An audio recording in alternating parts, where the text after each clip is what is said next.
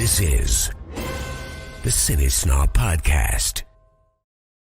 Welcome to episode 186 of the CineSnob Podcast. I am Jared Kingery. I'm Cody Villafana. And again, Jocelyn remains on maternity leave. I'm somehow, I don't know why it's so goddamn dark here. Yeah. Do I look like I'm coming from like I'm in a pirate radio station in the 80s? Like I'm in Pump Up the Volume? Or a sex dungeon. That's the other room. Not many Okay. sex. I mean, there is a Ronald McDonald. Where? Right there? It's your red room, like in 50 Shades of Grey. Is that what it was called? The Red Room? I only ever saw the first one. Me too. Wasn't a fan. I wasn't either. But do you remember? I remember. the contract scene? The contract scene. I think it was probably me, you, our friend Brian, and probably Kiko sitting in a row, and they're doing going over their sexual contract, and she line item vetoes anal sex or something, and we laughed so hard at that. It was just so funny. It was.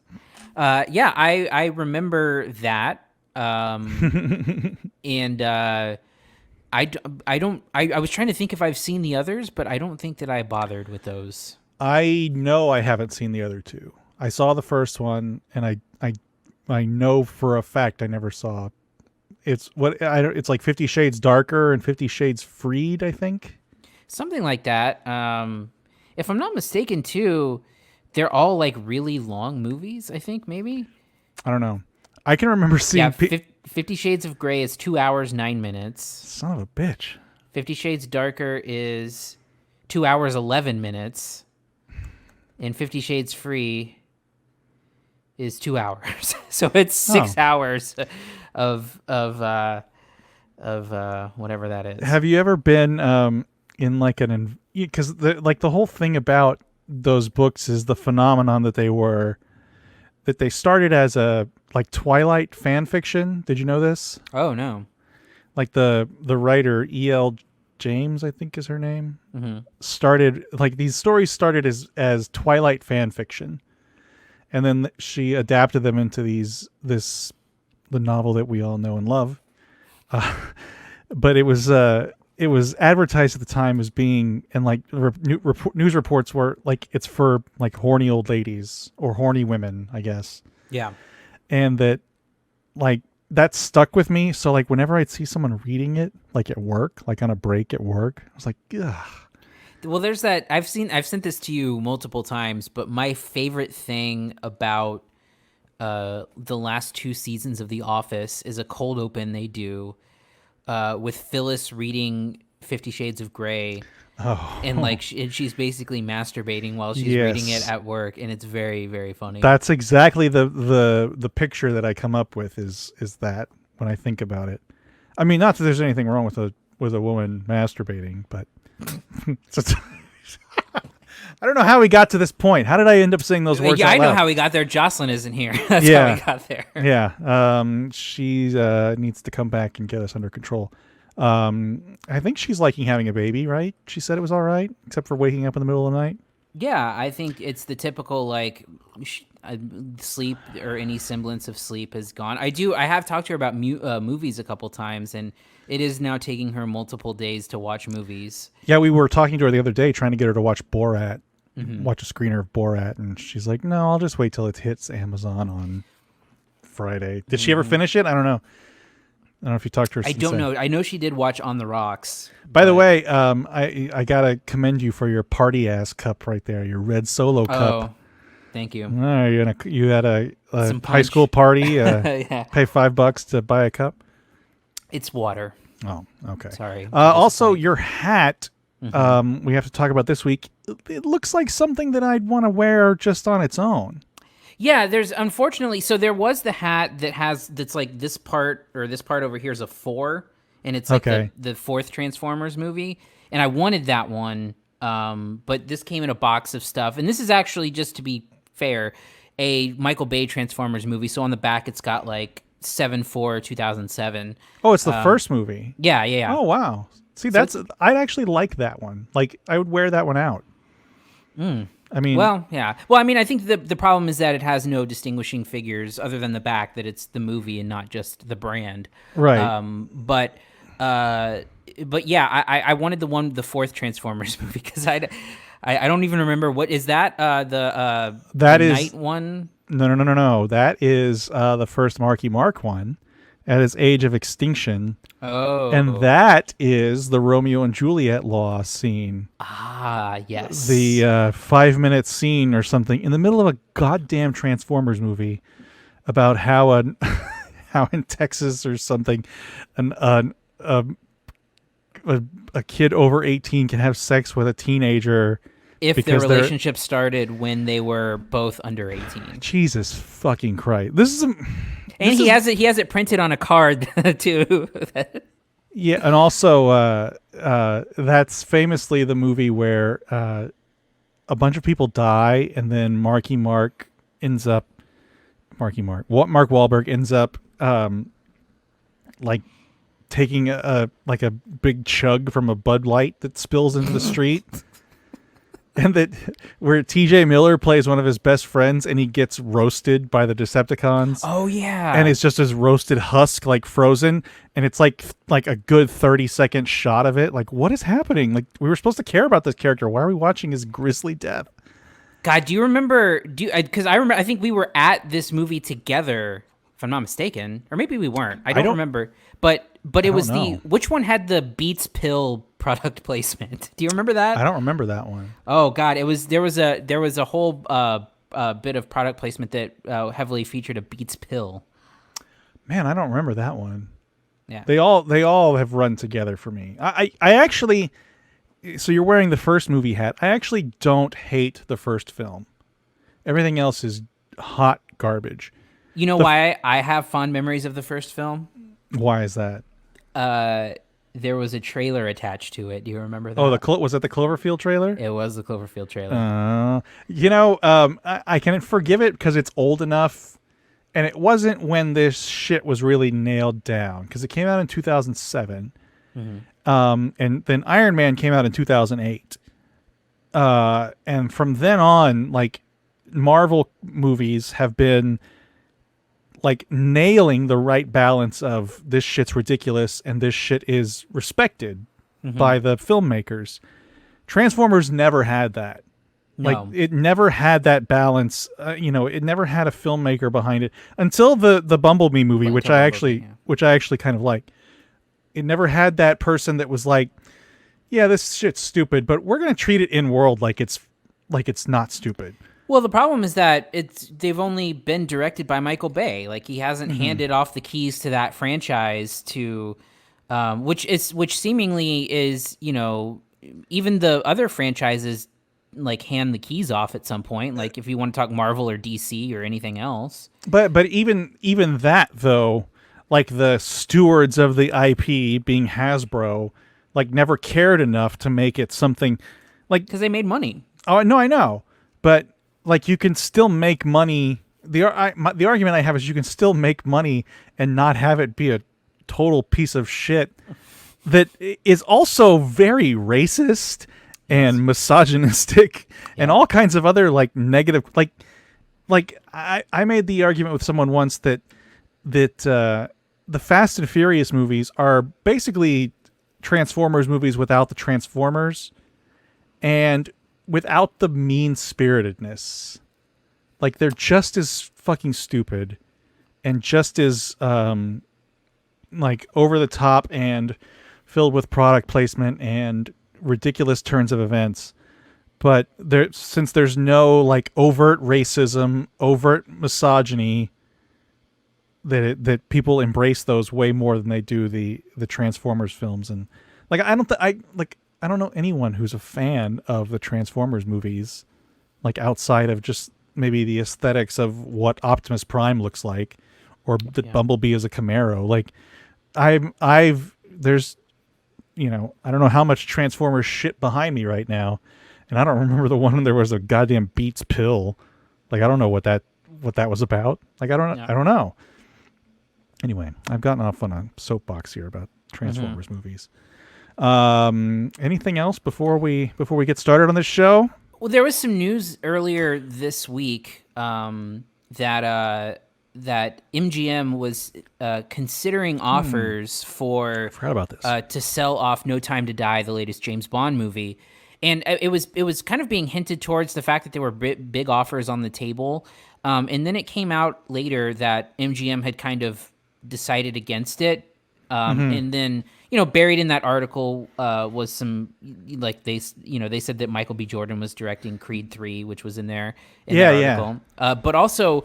The asking price that MGM allegedly had for No Time to Die was $600 million, and I assume that they probably balked at that price. I assume they offered hundreds of millions of dollars, but yeah, what it looks like is going to happen is they're going to hold off to release it in theaters. But the fact that they entertain the offer, there's some rumors out there that MGM is so strapped for cash right now that they may have to take that offer.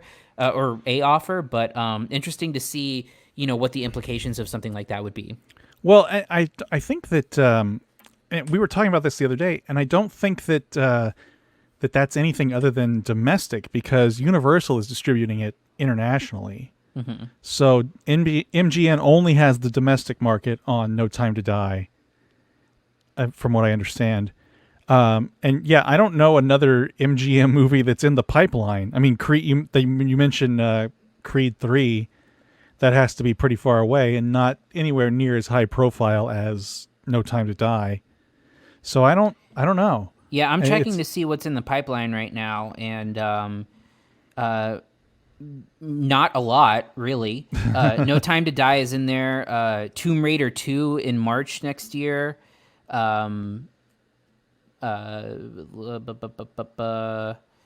Candyman in August of next year is technically MGM. But again, No Time to Die and Candyman are two movies they had to punt to next year. I don't know about these other ones here. There's one called Wrath of Man that's a Guy Ritchie movie. Was Bill and Ted an MGM? I don't know if Orion is a subsidy of MGM. It was not. The only thing that they had that came out this year was Valley Girl. That's the only movie in 2020. God, that no one even saw. Mm-hmm. The remake of Valley Girl. Yeah, they haven't had a movie since October 11th, 2019, which was the Addams Family animation movie. Oh, wow. Interesting. So, yeah, I mean, that's a lot of money for a streaming service to pay for a movie, but if it's a James Bond movie and presumably they get to keep it forever, I guess. You would think so. I would think. Apparently, Apple and Netflix were the two places interested.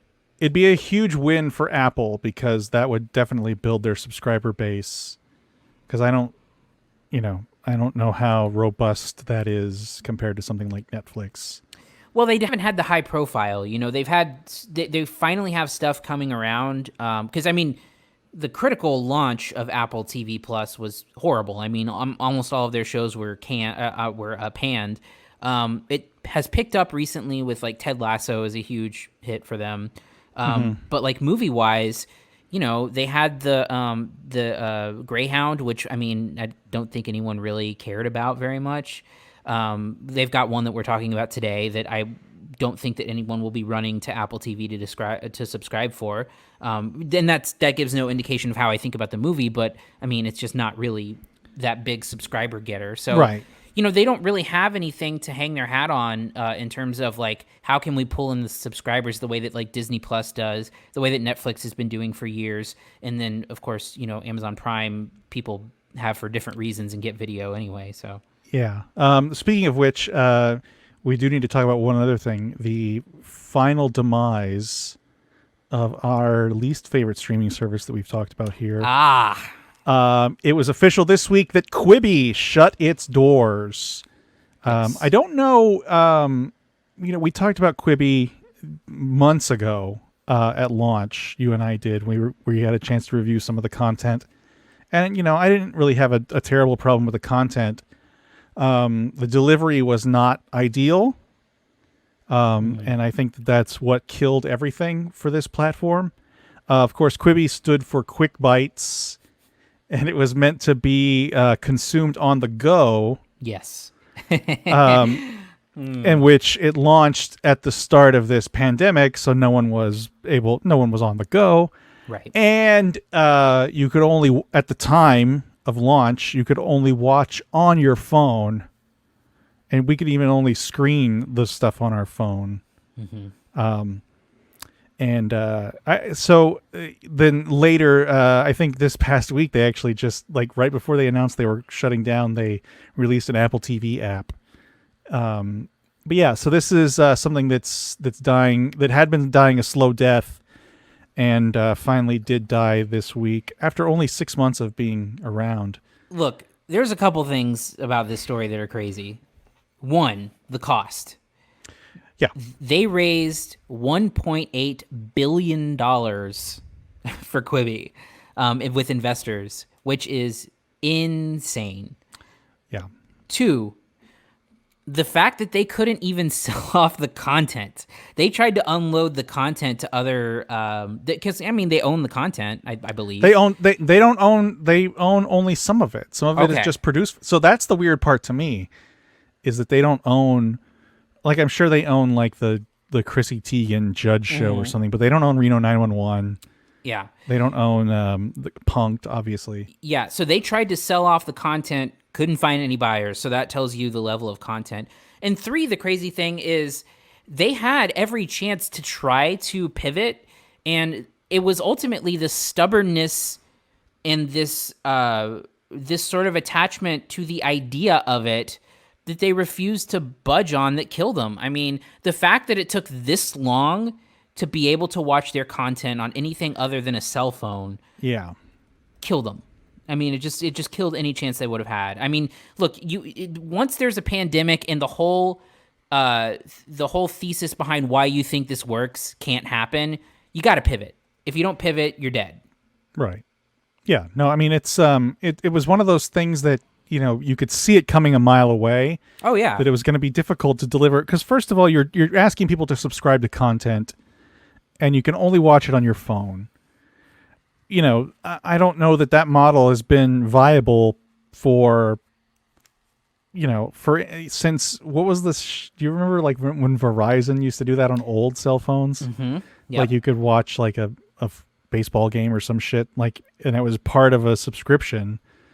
You know, now, you know, you can, obviously, everything you get on your phone, you can either stream to a TV or, you know, to a headphones or to a stereo or whatever sound bar. You know, it's just another device. Like, to lock it into that one device is a ridiculous notion, because it's not how people behave. Like, people talk about the second screen experience all the time in my biz and TV. You got to assume that everyone is always using a second screen, whether that's you know, like they're watching you on TV and then they're also using your phone. But to lock it down in that phone it's bizarrely myopic that you can't, like, also take it off there. Like, I get it, you know, if you're on the go, and maybe you only watch the vertical form, which was part of their charm, supposedly, is that you could watch it in vertical.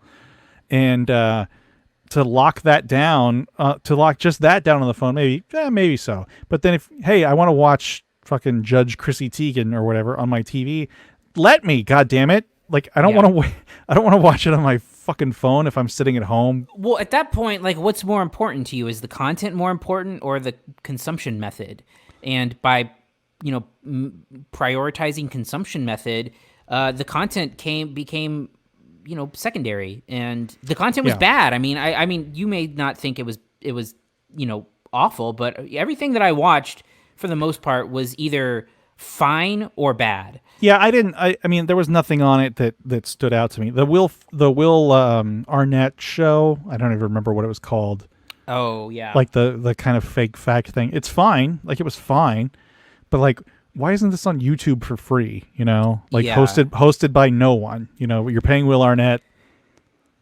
You know, and then other stuff, like, from what I hear through the grapevine and reading on Twitter about Quibi's demise, is that these production companies that produce this stuff, they knew it was going to fail, but why not get a distributor out of it? Quibi's looking for content.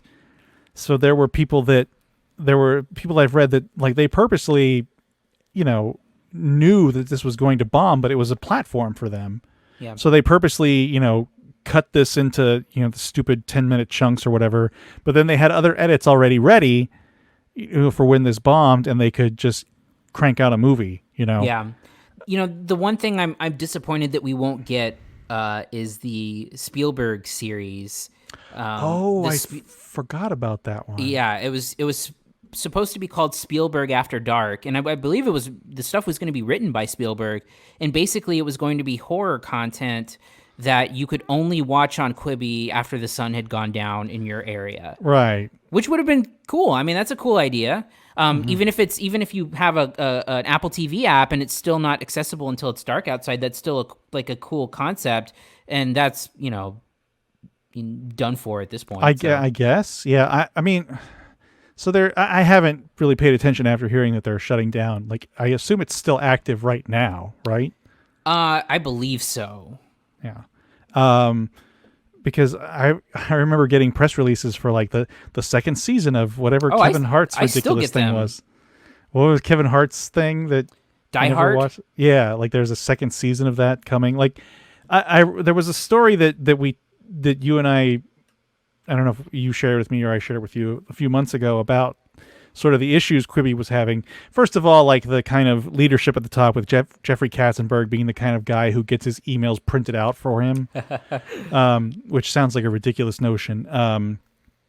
They're like the widely seen problem with the platform's content was they had A-list people, but it was like their C-level content, right? Because they didn't want to burn something good on this platform that wasn't going to succeed. So you got people like Will Forte, Will Arnett behind it. Steven Spielberg obviously mentioned. What was the other big show? The one that was like the movie with Sophie Turner. Oh yeah. I don't remember who was behind that. Was not a good show, but just this movie. That's right. That's what it was. It was a movie cut into 10 parts. Yeah. I mean, I don't think anyone's going to miss any of this. I hadn't seen any of the Reno 911 reboot. It was a show that I really liked the first time around. I hope it lives on somewhere else if they keep making it. Yeah, it's to me it's just one of those crazy it's one of those crazy tales of like it seemed like a bad idea at the time. Everyone thought it was a bad idea. It was a bad idea, and then it just died. Like I mean, it's crazy that. First of all, it's crazy that it had a $1.8 billion investment in companies, given the fact that it was such a terrible idea. And I don't know if Jeffrey Katzenberg just really sold it well, or they had talent that was attached to. I don't know what happened, but when this idea came out, it was universally mocked, and then it just stuck to the script. I mean. Yeah. It was never anything that I didn't see one good take on it where it's like, you know what, actually, this is a pretty good idea. It was all like, this is terrible. The content's terrible. The idea is terrible. And then, when the trials ran out and they only had a fraction of people keep the service, the writing was on the wall at that point.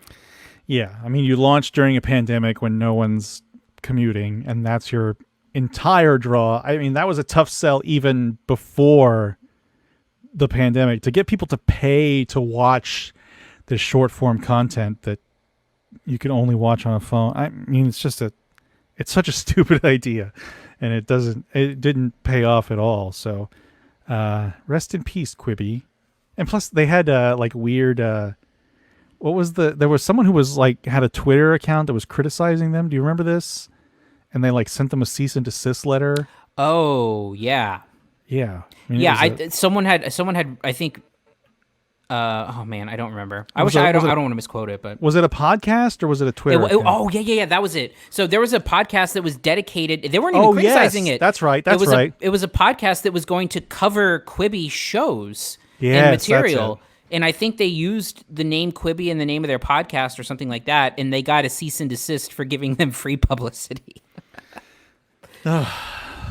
Well, what a strange trip it's been in the 6 We months. hardly knew ye. Yeah, and we didn't really care. All right, anything else before we move on? No, I think we've given the proper eulogy for Quibi. Rest in peace, Quibi. All right, let's move on to reviews. Here are this week's reviews. First up, we have Borat subsequent movie film. Is there anything else I can help you with? That's it. Okay, As thank this comes today, I'm an okekść. I want this one with the baby on it. Okay. This is our little secret. Welcome. Okay, will you tell me that? Oh. Wat hij nog?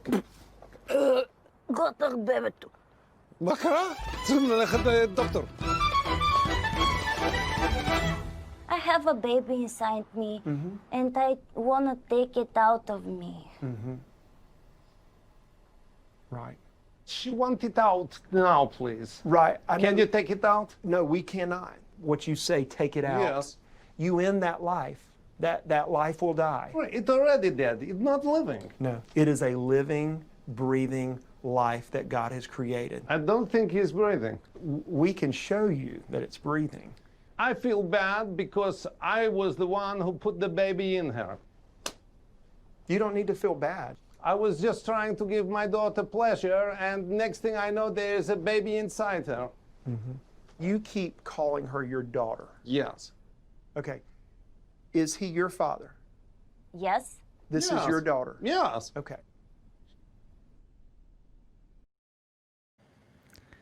Okay, so the full title of this is Borat's subsequent movie film delivery of prodigious bribe to American regime for make benefit once glorious nation of Kazakhstan. And obviously this has been all over the news this week, if you've been following any kind of national news, due to a scene featuring former New York City mayor, current Donald Trump personal attorney Rudy Giuliani. But let's talk about the rest of the film before that. Cody, tell us about Borat, subsequent movie film, and what you thought of it. So this was a movie that, honestly, we didn't know about until a couple weeks ago or a few weeks ago. It was kind of filmed in secrecy. There had been some sightings. I think we first heard about something was up in one of the scenes that takes place at the March for Our Rights rally in Olympia, Washington, where Sacha Baron Cohen was seen, performing music at a rally, and so it was like people were wondering if it was a new season of Who is America? Who is America? Yeah, and then it later came out. Someone saw Borat driving a truck and filming, and then the full movie. And then the idea that the movie was being shopped around, and then it was pretty clear that they were going to try to sell it before the election. And so I thought back to the first movie and watched it earlier this week. And it was interesting because, it's easy to forget how big Borat was when it came out. Yeah. And not only how big of a hit it was, but how even at the time, it was considered one of the best comedies ever, like one of the best comedy films of all time. And very influential, and I had forgotten about that, and so I rewatched it, and it's great. It ages well. But the big thing about it is that, when you think about Borat now, when you think about Borat then, the thing was Sacha Baron Cohen was sort of expertly getting people to reveal who they really were in a time where it was not as overt, to put that lightly, as it is now. And when people were revealing themselves as xenophobes and later with Bruno as homophobes and stuff about misogyny and stuff like that, back then it was somewhat shocking back then, which is crazy to think about now. It was before social media when everyone just put it out there. Yeah, and obviously pre Tea Party and Trump and Make America Great Again stuff. So it was interesting to revisit that and see how present it was. But the big question is, of course, how do you satirize something that is, borderline no longer satire, like it's stuff that's happening. So, what you get, I think, is a movie that, by and large, for at least the beginning of it and through pieces throughout, is sort of plays as like a greatest hits, I think, of Borat. You get callbacks to the first movie. Even when he's leaving from he's leaving Kazakhstan to go back to America, it's sort of the same village, and you see him leaving in the same way, saying "I go to America," and then people are booing him this time around instead of cheering him.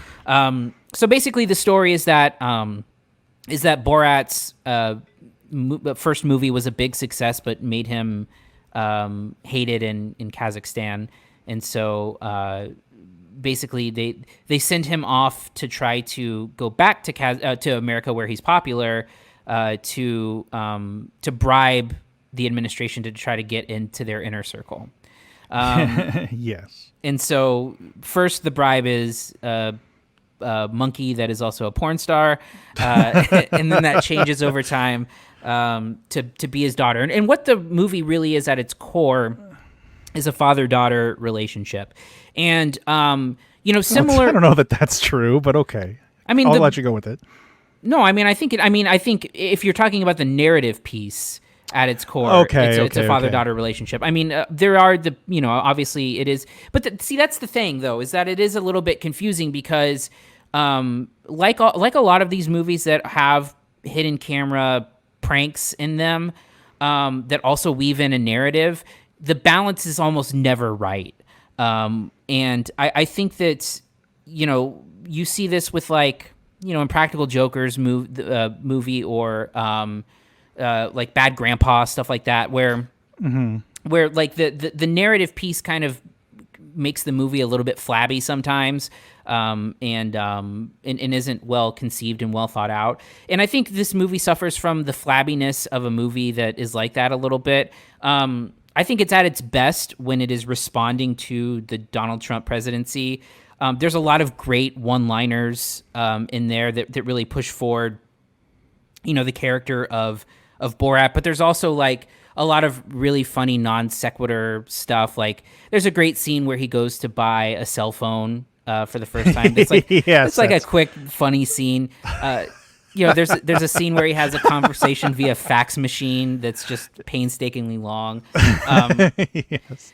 And the other thing about it is that you have the conundrum that Sacha Baron Cohen has, is that everybody knows Borat. And so, the thing that they create to get around that is, one, disguises into the daughter character sort of takes the place of Borat doing the same kind of stuff. Mm-hmm. And it's from an actress from Bulgaria named Maria Bakalova, and she's fantastic.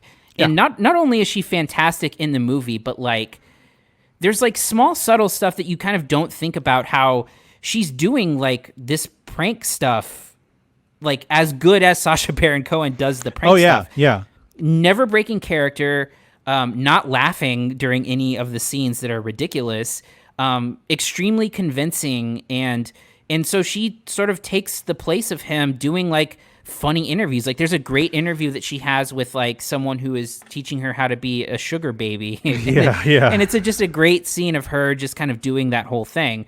You can clearly tell somewhere along the way that the pandemic stepped in and forced the movie to take a turn, and it happens at the expense of the narrative of this. There's like a side narrative of her wanting to be a journalist that is very half-assed, and it just has to be said that at one scene, she says women can be journalists out of nowhere, and then suddenly that's like the third act of the movie. Yeah. I mean, yeah. There's clearly the real world clearly stepped in. Yeah. In this film and threw off that part. And so again, it's a funny movie. I think that it plays the hits, so to speak, with the Borat stuff. I do think that there's a section of the movie that again, anything that's sort of narrative based, like there's scenes that happen like at a plastic surgery place. There's the debutante ball. There's her speaking at a Republican women's thing. I think all of that this sort of is not my favorite stuff in the movie, and I think kind of makes it a little flabby. But the best parts where it's again responding to the Trump administration and kind of doubling down on the ridiculousness, again, where it's almost not even satire. I like the section where he's living with some conspiracy theorists. I think that's a great section of the movie. And ultimately, I enjoyed it. I think it's a worthwhile sequel. It doesn't pack the punch of the first movie, but I think it's a worthwhile sequel that's definitely funny. Yeah, I have a little rosier a little rosier take on the narrative stuff. I think that it works more often than not. Clearly this thing had a thesis statement to get to the Trump stuff and to skewer the Trump stuff, and even so to also skewer the right-wing media aspect of everything, because that's what the character of Tutor, Tutur.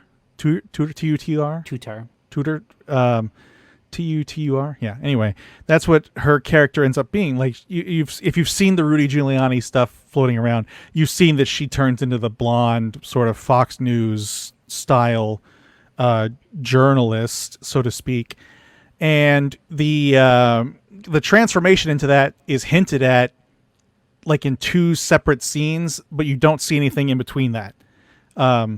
And that's where I think the pandemic stuff stepped in and threw that narrative off, because the segment with Borat with the conspiracy theorists, like, that's pretty self-contained. Yeah. Like, and that's where you see him at the whatever that freedom rally thing, March for Our Rights rally in was it Washington? It was Olympia, Washington. Yeah, that that's where you see that happen, and that's where you kind of get the the classic, it is sort of the greatest hits with him performing a song that is blatantly racist, blatantly calls for the killing of journalists in an environment where people are going to sing along. So I think that this movie fell victim to that, but I think it recovers nicely, because I mean, literally that final scene is one of the most talked about things in the country right now. The scene with Rudy, not the final scene, but the kind of climax with Rudy Giuliani. I mean, that's what the movie was going for, was to paint this as something that was, I feel like Rudy Giuliani was the target all along. And maybe because he's historically very gullible. Right. And the idea that he is the person to supposedly have kind of been played multiple times by Russian agents, allegedly. Yes. The idea that this former Soviet country, even though they're speaking Hebrew and clearly not speaking, whatever the native language is of Kazakhstan. I don't know. Is it Russian? I don't think it's Russian. I don't know. Anyway, that was, I think, the thesis statement that they were shooting for all along. The pandemic stuff threw it for a loop, obviously, but I still think it recovers really well. And I mean, there's some stuff that I laughed my ass off at. And the debutante ball thing. There's a really great line from one of the dads who talks about how much she would be worth, and then if that's a real interaction that comes like immediately right after that with his daughter, like getting grossed out by him, like, that's fucking hilarious. Yeah. The scene, there's a scene where he takes his daughter to a Supercuts to get like a makeover, and they're like, oh, show her hair, and she pulls up her dress, and you can see like her just massive pubic hair coming out of her underwear. I mean, I laughed like crazy. It's stupid stuff like that I really enjoy. I was a huge fan of the first Borat film, and I was one of the people, and I don't know if you were, I don't think we really knew each other that well back then. Were you aware of the character before that? Yeah, I watched the Ali G show. Okay. So I was aware, yeah. It's surprising to me back then because I was aware too, and I didn't realize how many people just had no idea about any of this stuff. Yeah, it was interesting because I mean, I did watch the Ali G show, and Borat was always my favorite part of the Ali G show, and somehow managed to still. Now, to be fair, that the places that Borat visits are strategically mapped out in that first Borat movie. Oh yeah. Where I would totally believe that show would not be on people's radar. But yeah, no. I wasn't as surprised because I don't even think the Ali G show was like, it was well respected and funny and stuff, but it wasn't like a massive hit or anything. No, I know it was on HBO, and I don't know how I don't think it's something they own. Because I don't think it's on HBO Max. It's not. You can't find it anywhere, really. I tried to look for it earlier. I have the DVDs, so I'm holding on to those. But yeah, I mean, and the Ali G character is sort of ridiculous anyway, and that's not really the best entry point, I don't think. The Borat stuff was always the top notch. Mm-hmm. Yeah, so I'm impressed, I guess, now that people are still getting fooled by Borat. Yeah. Because it seemed to be that was still happening in this film. There is a lot of him in disguise, in a different disguise, where he even kind of loses the Borat voice. Mm-hmm. And he does transition. Most of the heavy lifting goes to the daughter character, Tudor, and obviously to which is a great benefit to the storytelling and the ability to get through these pranks and stuff. Like the conspiracy theory guys, like that's a funny scene, or it's a funny stretch of the movie. I just can't believe those guys don't know anything about this. I find that really hard to believe. The thing that I don't quite get with any of it, and there's been a lot of talk about the editing that's happening here, because there's a lot of stuff like there's a line that and I'll just spoil the line. It's because it's really funny where Borat, or he's playing a sound. Sacha Baron Cohen is playing a sound guy in the Rudy Giuliani. Yes, yeah. And he's comes in and says there's an audio problem, and then there's a line where he says you should have stuck to your cousins. Yeah. Or something like she would make a good wife, and then you should stick to your cousin. And that is only him from like his shoulders up. There's no Rudy Giuliani in the scene. So, the thing that I don't quite understand is the conspiracy theory guys, how do you not pick up on this? Because apparently he lived with them for like 5 days. And when there's like multiple cameras and cameramen seemingly with him, how do you not pick up on that when there's a strange guy, kind of like goading you into talking about this stuff with cameramen? It's just kind of crazy. I mean, look, there's this subset of people that will basically do anything for being to be on camera. It's kind of the reality show generation thing, or the YouTuber, or whatever you want to call it now. Which it doesn't necessarily surprise me, but it's still kind of shocking to see in action when it's like grown people. Yeah. Anyway, what's your grade for Borat subsequent movie film? I'm going to give it a B, a solid B. I enjoyed it. I just think that, it does suffer from a few things, one being the fact that we're so beyond parody at this point that it's, it doesn't pack that punch. It's not as shocking. The Giuliani stuff is pretty shocking.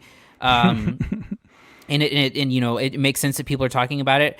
I wish that it would have been more political, to be honest with you, because I think that the narrative pieces and kind of like the little side quests are, occasionally funny, and like, the bigger emotional points of the film, like when Tudor is with the babysitter and stuff, like that's an emotionally sweet part of the movie. Does it really add to the comedy in a way that feels like a skewering or a satire?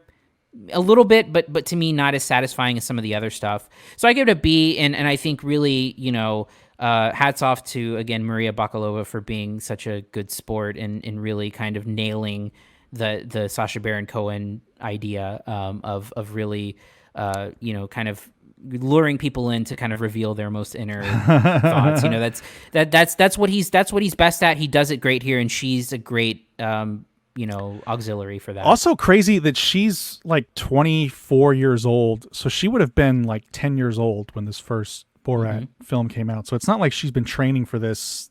Yeah, as an actress. And seemingly not having any like improv comedy skills or anything like that. You know, she was just an actress in Bulgaria. Well, yeah, I mean, I don't know. I mean, it helps that she's completely unknown. I'm going to give it a B+. I actually liked it a little more. I think it's really, really, it was really, really funny at times and really kind of eye-opening at others. I don't know, there's kind of this desire for it to be political, and I can understand that. But the first film wasn't really political. It just was kind of a slice of 2006. And this film, because of what happens in it and because of, the circumstances around how it wraps up. And how it's introduced. Don't forget how it's introduced as well. Oh, yeah, true. The beginning may play a little better than the end going forward. I mean, we may look back at this and be like, God damn, we lived in a crazy time. Or we may look back at it and be like, oh shit, things were way better back then. I hope it's not the second one. I mean, shit, that's how we look back at Borat now, right? That's true. It's true. And I mean, that's the whole thing with, God, I mean, we've talked about this before. But, like looking back at old episodes of The Daily Show, you're like, oh man, things were so much simpler back then, but it seems so terrible. I think that for better or worse, that's the boat that the second Borat film is in.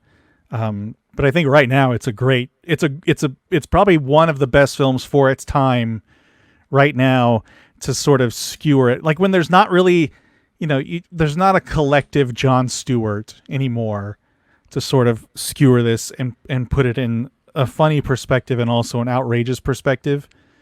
And I think this is as close as we're going to get to that same feeling as that. All that stuff has been splintered now and everything's so polarized. But this is available now on Amazon Prime. You've probably seen the Rudy Giuliani thing spoiled for you. Rest assured, it plays out exactly like people are describing it. So yeah, whether or not this is... whether or not he was really... Go ahead. Oh, I was just going to say, it's just very funny reading Rudy Giuliani defend himself because he keeps on referring to Borat as if he's an actual person. like so he'll keep on saying, like, and then Borat came in this, or Borat is trying to do this. Like, it's just very funny to me. And not to get political, because I don't want to get political. Oh, boy. But Rudy Giuliani, this is a guy that was highly respected. Oh, yeah. Especially after 9/11. And has also been very much a part of pop culture since then. He was a guest on The Simpsons. He fucking hosted SNL. At one point, he was the front runner for the Republican nomination. Well, I mean, even besides political stuff, like this is a guy that was, he's been on TV more than probably any other New York City mayor ever. He's been in movies, he's been in TV shows. He hosted SNL. He has that great line of that first SNL back from 9/11. Yep. Is it Lauren that asked him, like, can we be funny? And he says, why start now? Yeah. I mean, it's great. It's a great moment. And then now he's a cartoon of a person. Yeah. With the respectability that all that brought with him out the window, because he's gone down these weird paths, these conspiratorial paths, and these things that are just shamefully bad. He's lost every bit of goodwill that he once had. And also the thing about it is that it's been willing. I mean, it's self-inflicted. It's his own design. It's crazy. Yeah. And to get fooled by that, like, I don't know. Anyway, enough of that. Let's move on to our next movie, On the Rocks.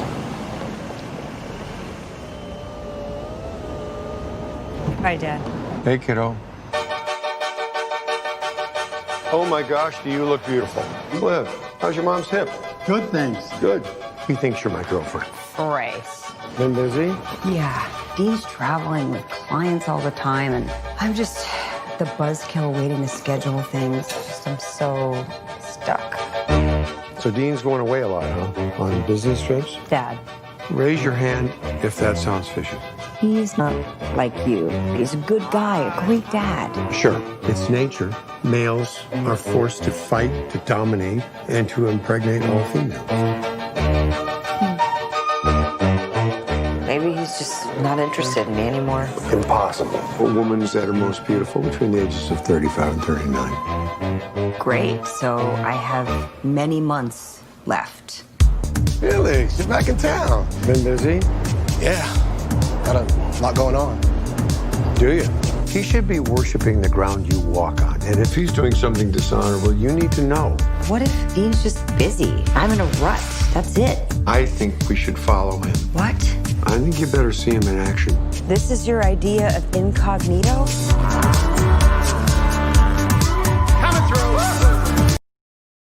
So this is the latest film from director Sofia Coppola, of course, the daughter of Francis Ford Coppola, who made her mark in a big way with Lost in Translation. I think is fair to say that's her kind of marquee signature film from 2003, which also starred Bill Murray. This again features Bill Murray, and this is an Apple TV Plus exclusive. Cody, tell us about On the Rocks and what you thought of it.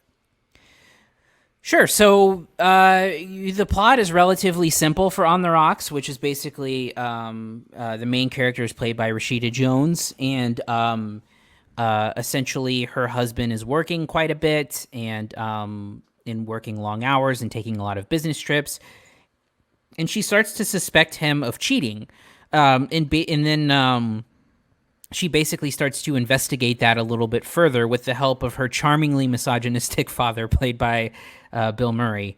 And yeah, so this movie was interesting for me because I think it starts off really slow because Bill Murray does not appear for the first 15 minutes maybe, and Bill Murray is kind of the reason to watch the movie.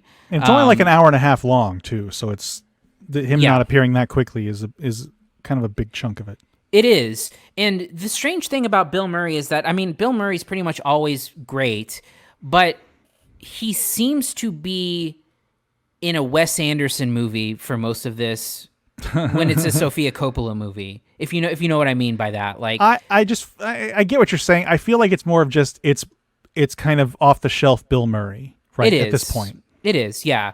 And so the movie sort of it stumbles a little bit. It picks up and it had me interested once Bill Murray steps in, and then it kind of lost me for good in the third act.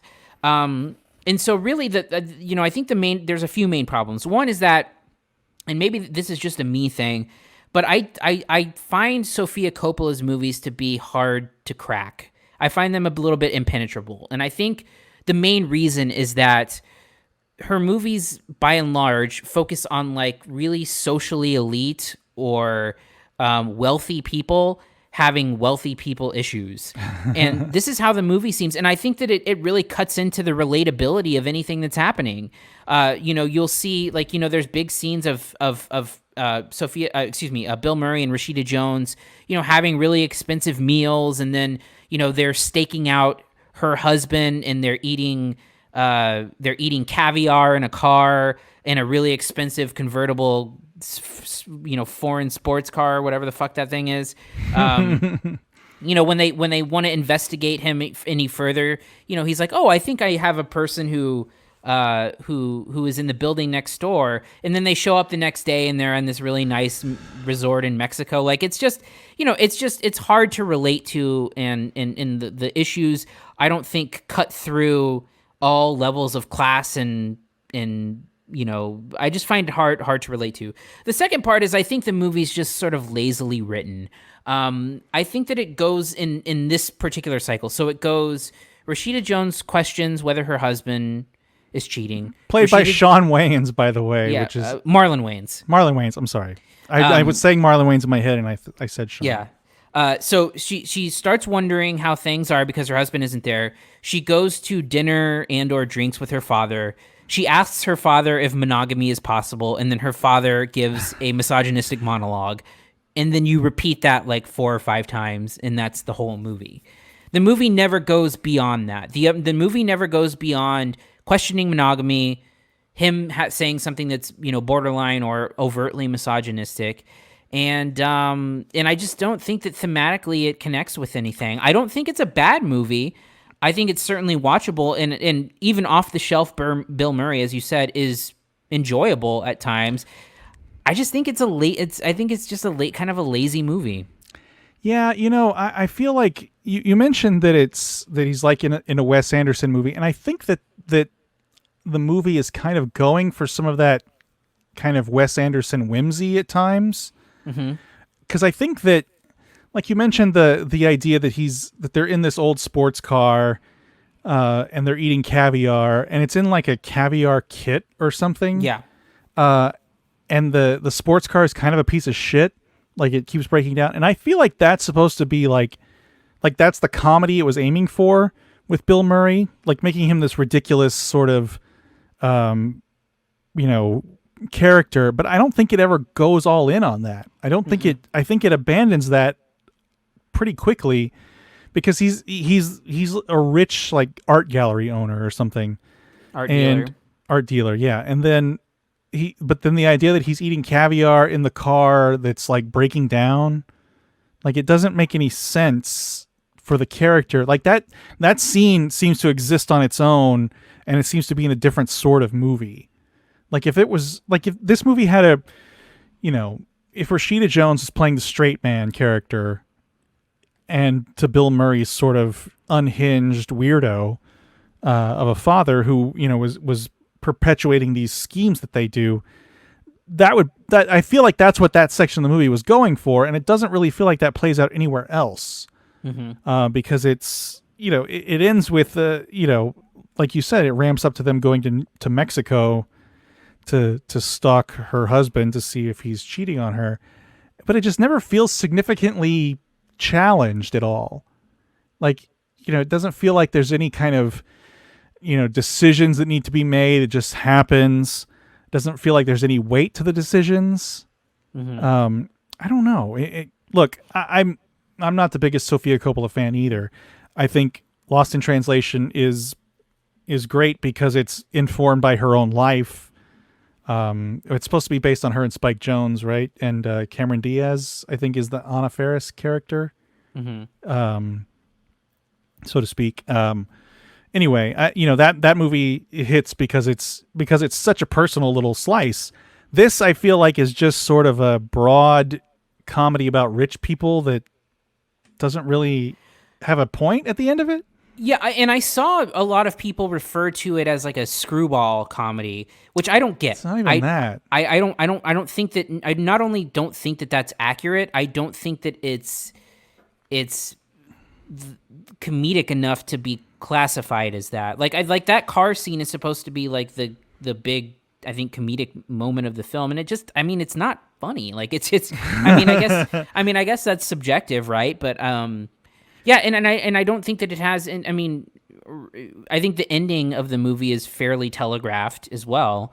You're right. I don't think that it has much to say. And again, not that it's bad or anything, but I found myself like not liking it as like the more that it went on, the less I liked it. And I was on board for a little while, and then it started repeating itself.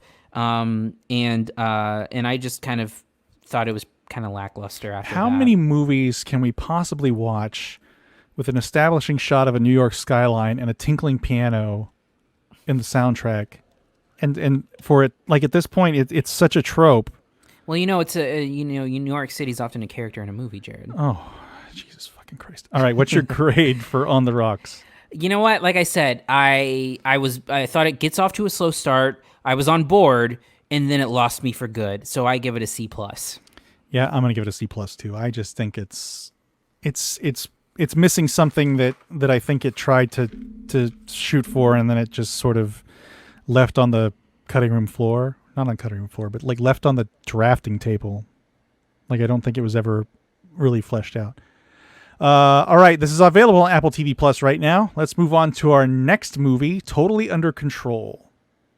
The CDC has identified a case of coronavirus in Washington state. Are words about a pandemic at this point? No, we're not at all, and it's going to be just fine. Whatever happens, we're totally prepared.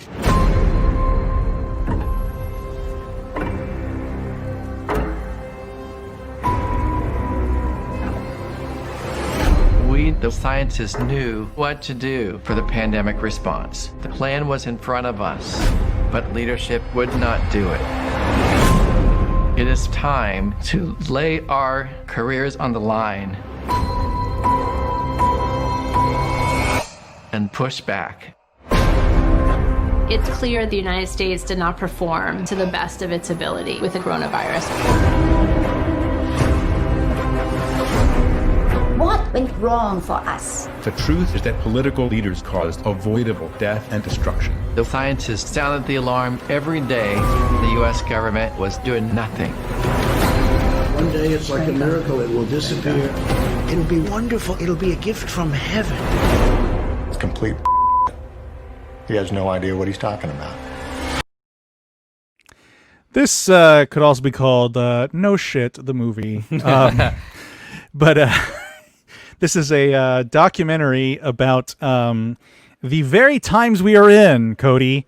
Yes. The coronavirus pandemic. This is from director Alex Gibney, who did, as you saw on the screen there, Enron, The Smartest Guys in the Room, Going Clear, the Scientology film. I love that was on one. HBO, right? That was an HBO series. And what's the other one that we reviewed? The Edward Snowden one, right? Well, the other one that's mentioned there is the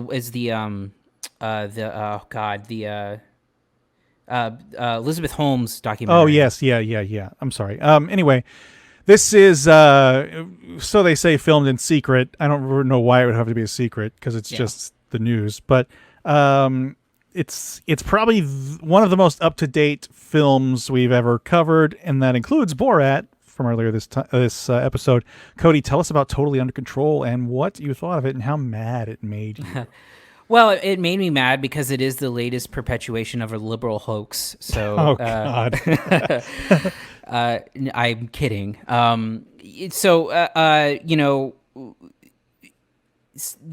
thing. I got to think about how to phrase this. The thing about the movie that is a little bit complicated is that unless you have been not paying attention at all, you know a large part of what you're going to get in the movie. Like you said, it says filmed in secrecy. I don't really think that. I think that's a little bit of a selling point. Like it's supposed to be something that. Oh, am I frozen to you? You're frozen, yeah. Oh, cool. Awesome. Great. I got to fix that. Sorry. Go ahead and talk, and I'll... Sure. Yeah, go ahead. Oh, this is my show now. It says filmed in secrecy. I think that's trying to make headlines or get people interested in it otherwise. But it is, like Jared said, like you said, Jared, the most up-to-date version or collection of something that we've ever covered. And I think that is at both to a benefit and a detriment to the film for a couple of different reasons. But, it kind of goes through the timeline of how things have shaken out in the coronavirus story. And, from its, inception and the way that it started until the U.S. response to it, and also the response of other countries. And I think that one of the most interesting parts about the movie and the stuff. Hey, welcome back. Hi, thanks. I had to restart the camera, so. Oh, you're good. But yeah, I think one of the things that it does really well and that I like is the way that it sort of juxtaposes the response from America with the response to South Korea, and I think that's one of the more interesting parts of the movie. And you start seeing over time that that not only did the Trump administration not have a plan for a pandemic, but there was a plan that was left by the Obama administration that was ignored. and that they planned for this, and the response was ignored. And so, as you know, I think that its main job is to recap and infuriate, and I think that it does that well, because I was fuming watching this movie, which it's very effective. And first, I should say, it's packaged really well. I think it's really well edited. It's really well put together. The narration is good. I think that it's pretty comprehensive. I don't think it's entirely comprehensive, but I think it's as comprehensive as it can be given the circumstances. And you just see a bunch of stuff, that you may have known, but it either reiterates or provides context to, like I didn't know, for example, that, there's a really frustrating part where Gavin Newsom needed something, and Jared Kushner was in charge of that, and basically said that Newsom could get what he wanted if he personally called Trump and to ask for it, and then thanked him publicly, which is just fucking insane. And I think it also does a really good job of showing how the failures in testing, not only in the actual tests that you see where the response was delayed because the testing was flawed, but also how testing was necessary to contain everything, and how the United States never really made that a priority and got that under control. And so I think it does a really good job of explaining how this thing boomed out of control, much to the lack of effort by the Trump administration. And you see things again, like, the coronavirus task force only had 2 people who had a scientific background on it. You'll see the, a lot of, there's surprisingly not a large amount of Fauci stuff in it, which I was a little bit surprised to see. Yeah, I mean, I don't think there's anyone that's still working directly for the response. Like Rick Bright is the guy that was probably the closest to that. And he got fired, obviously. But yeah, and again, I think it serves to show as a good snapshot. I think it will piss you off, and I think that it's what it's designed to do. Here's the thing, though. Because this was so up to date, and because they wanted to get this out as quick as possible, the movie ends with a title card that says that I think a day before they stopped making the movie and turned it in, and what's the industry word? Before they lock the picture. Before they lock the picture, Trump got COVID-19. Yeah. And here's the thing: is that whole story is not only the biggest, like, not only is it huge news just in general. I mean, just when it happened, it was the first time that a sitting president had been that ill in a long time, and hospitalized. But also in the narrative of the U.S. response to the coronavirus, it was big, and also that would have punctuated every single point that the movie is trying to make. And it's a little bit disappointing that the goalposts weren't moving more on this. And, I know things go into making a movie, and there could have been stuff beyond the control, but you can't help but think if they would have kept filming for a week, 7 days, 10 days, they could have wrapped the picture and gotten it out in time for the election. It was going to a streaming service anyway. It's on Hulu. And also, the movie industry is in a place right now where release dates are changing all the time. And look, in 7 to 10 days after that happened, you knew that there was either going to be some like bad news, bad stuff going on with Trump, or he would have been over it. And if you would have extended it just a week, man, if you extend filming for just a week, you cover, potentially going to the debate, knowing that he came into contact, going to a campaign event, having possibly tested, the super spreader event at the White House, going to the hospital, the joyride in the hospital, the Superman idea, the whole idea that he was Forgot touting about the Superman idea. Yeah, the whole idea that he was touting hydroxychloroquine and did not take it as part of his regimen. Like there's like 10 different stories that there's 25 minutes of movie you could have snuck in there by just another 7 to 10 days of shooting. and it would have made every single point. It would have put a giant exclamation point on everything that you were saying. And it feels like a bit of a missed opportunity and a bit of a disappointment because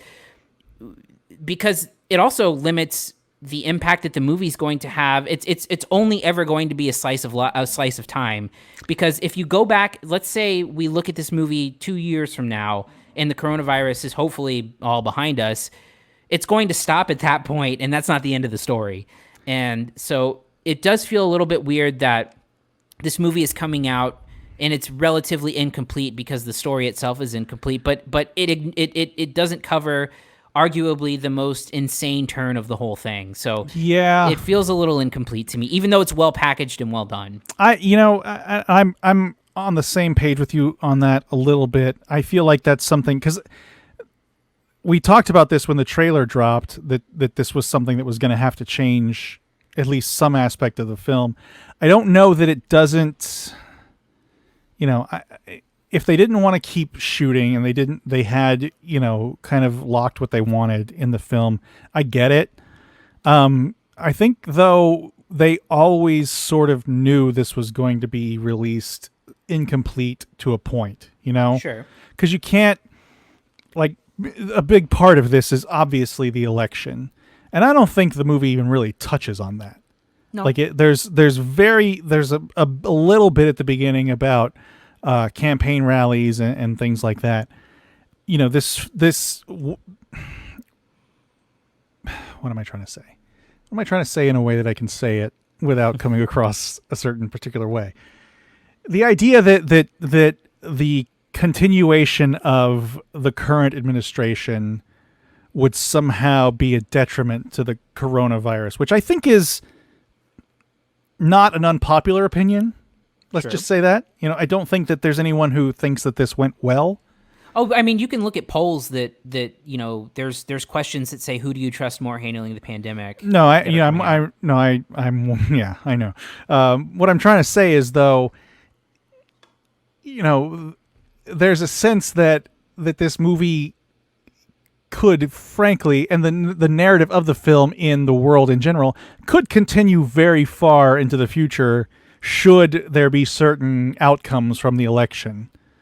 And to be fair, either way the election goes, that said, it's a pretty damning referendum on, the current administration's response to things.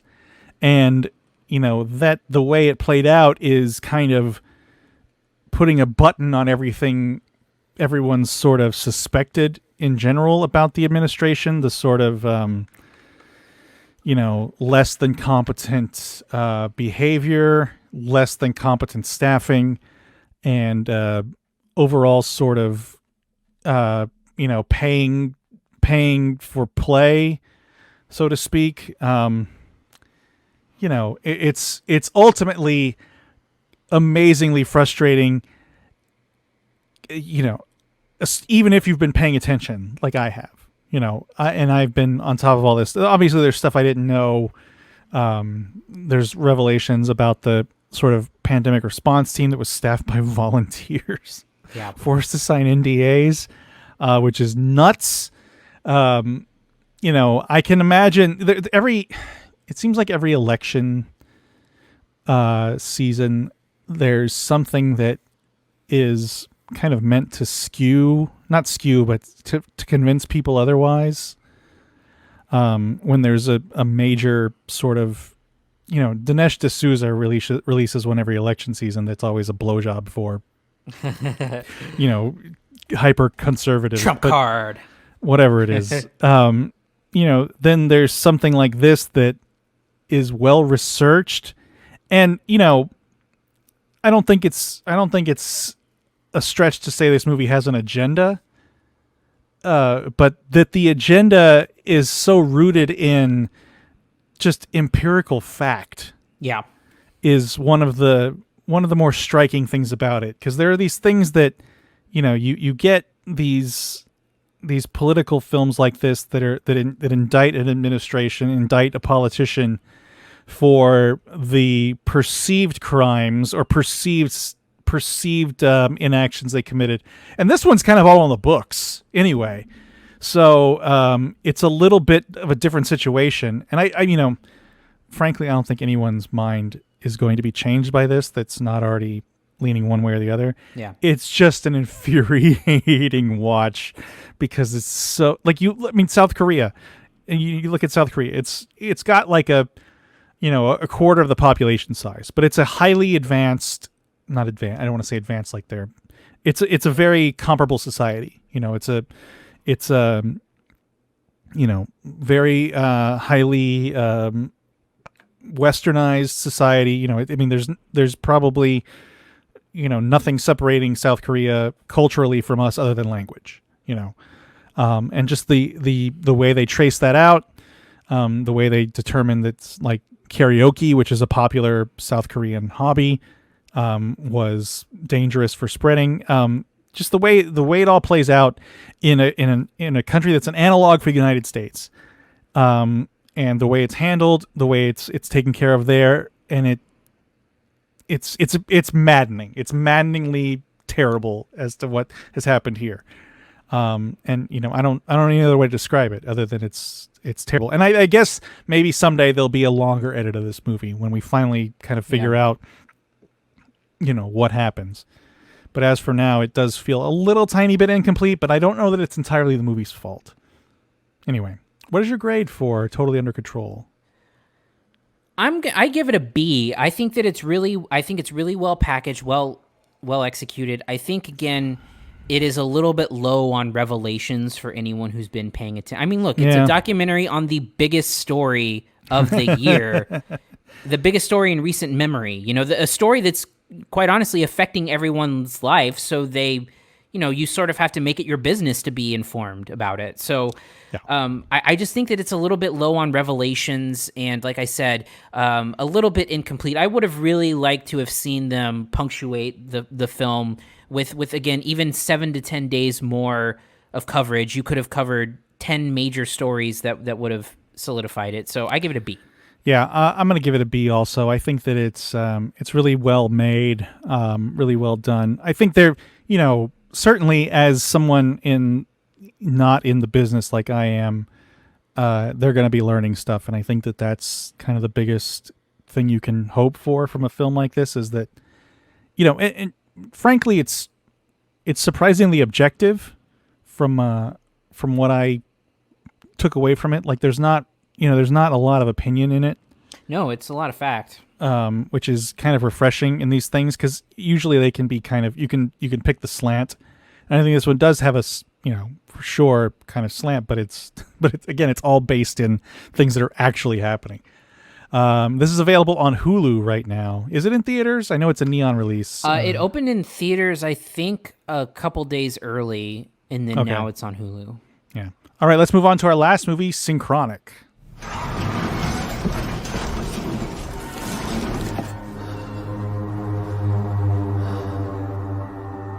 They say we see everything once in this gig. Pretty sure we've never seen this. You think they need help?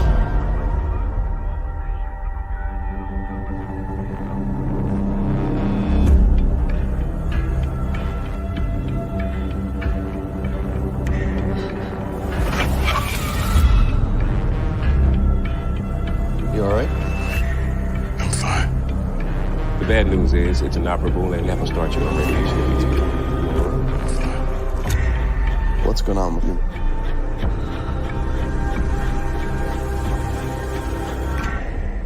I want to know that there's meaning in the things I do.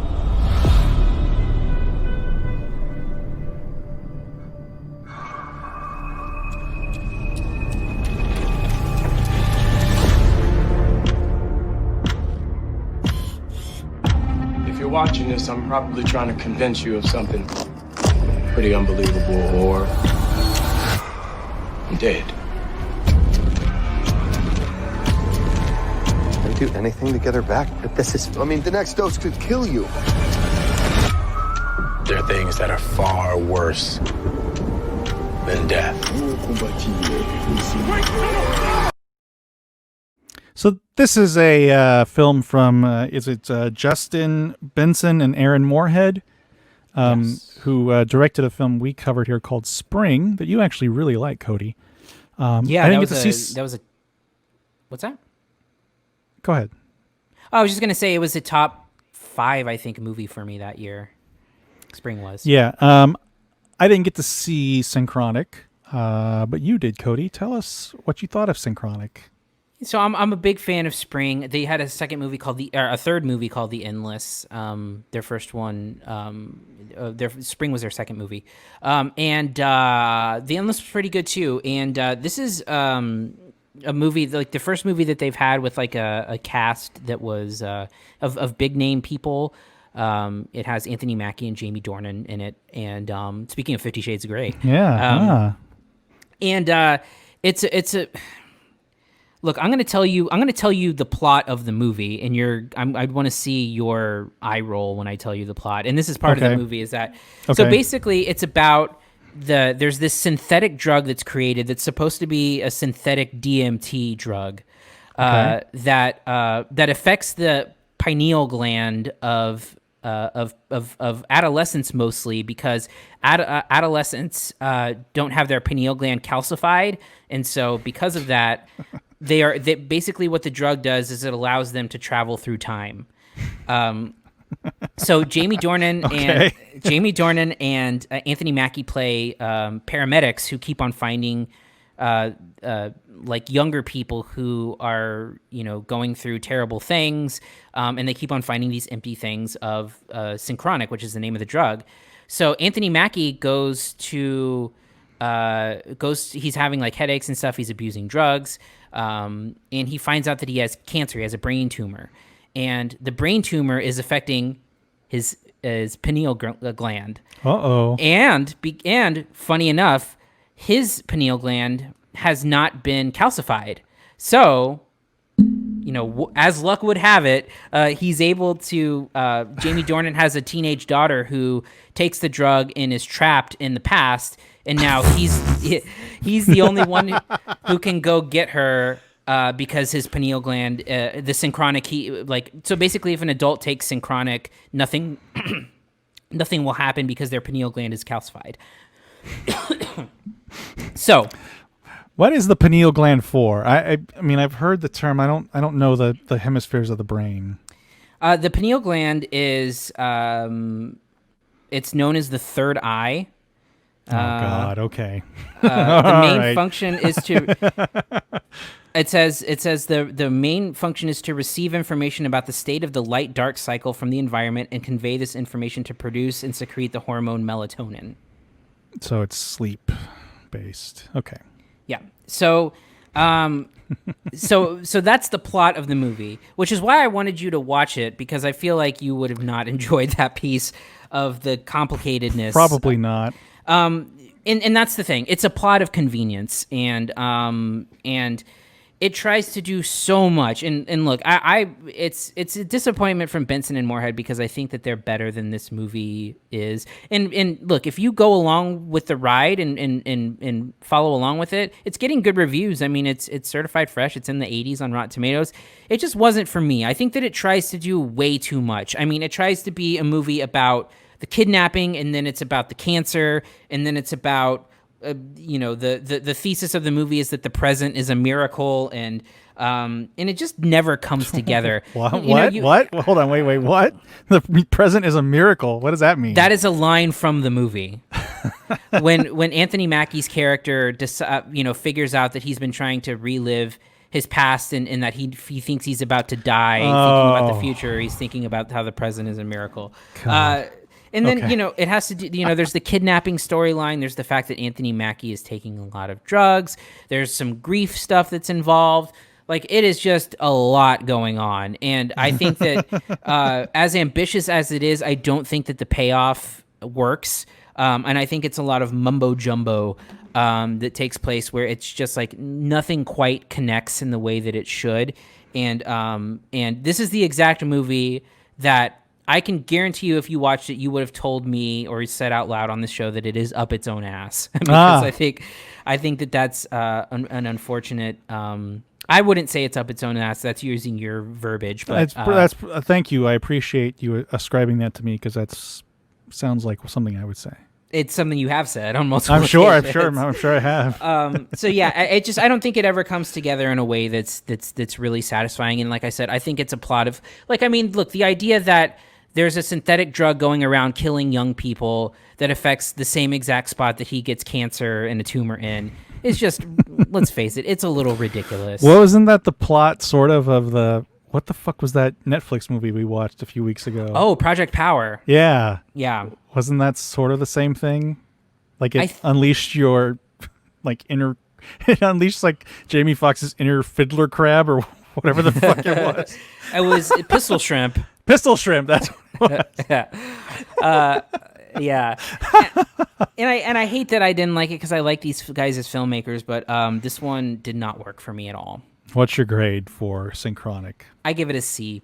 A C, wow. All right, that's going to do it for this week. Next week, I think we're taking the week off, aren't we, Cody? Yeah, there's the only movie that's really coming out that's a big one is there's a horror movie coming out in theaters with Gillian Jacobs. Yes, I saw the poster for that. I think it's called Come Play. Yes. Aside from that, there's not really anything opening, so I figured that we take the week off, maybe catch up on our other podcast. Yes. Bank some episodes. That's Re-MCU, Rewatching the Marvel Cinematic Universe. Our next one will be about Captain America the Winter Soldier, which I finally rewatched last night for the first time in quite a while. And I have to say, again, we're talking about Anthony Mackie. It's just a great movie all around, but we'll talk about that later. Yeah. Also, you can listen to our other show, Corn Stream. Forgot that. Our latest episode. Is episode 2 up yet with comedian Brandy Brown? So. No, but I'll put that out middle of the week, Tuesday, Wednesday, something like that. We talk The Devil Wears Prada, and then another film that she chose from us. That either being Knives Out or what was your choice? My choice was... I don't remember either. Oh, man. What was it? I don't know. I don't remember. 8th grade. 8th grade. Thank you.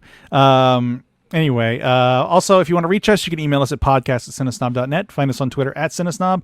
Facebook, CineSnob Critic. Cody, your other show, The Ramble. What you up to now?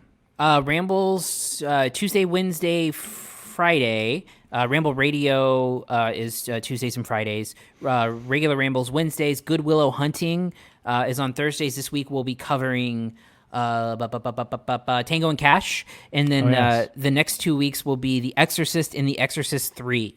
Ooh, weird choice there. I'm not in charge, man. How many people, by the way, sent you the notice that there's a Willow series in development for Disney Plus? Oh, a lot of people have said that, and they'll say that I'll probably ignore that too, and I'll say I would like to watch the Willow series, having not seen the movie. That would be the ultimate act of defiance. I assume it's not going to have Val Kilmer because he's probably not. He's not in great shape now. Anyway, anything else before we go? No, I don't think so. It'll be cool to have a week off. I'm going to be watching some film festival movies. I took Friday off of work, and I spent like $25 to rent 3 film festival movies on Friday. So I'm going to... This past Friday or next Friday? This upcoming Friday. Oh, right before Halloween. Look at you. Halloween Eve. All right. On that note, I am Jared Kingery. And I'm Cody Villania. Thank you for listening to the CineSnob podcast. To read reviews, interviews, and more, visit CineSnob.net. See you next week.